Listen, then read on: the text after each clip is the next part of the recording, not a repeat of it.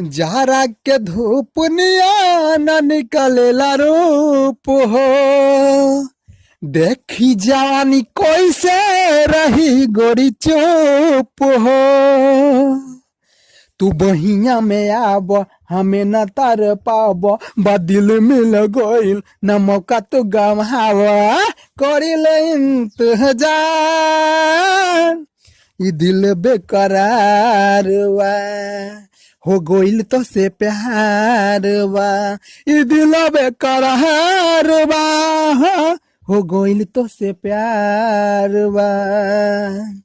जारा के धूप निया न निकलेला रूप हो।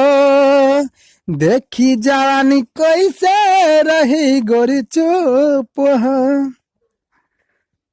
जब से मिलल बाटे नजर बना ले लू तू दिल में घर। हाँ प्यार के असर अब बीच में नहीं बाटे दूरी, रहिला कौनो मजबूरी हो गइल बाखबर।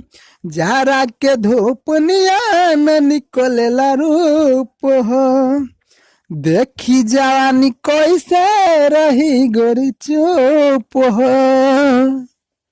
प्लीज चैनल को सब्सक्राइब करें।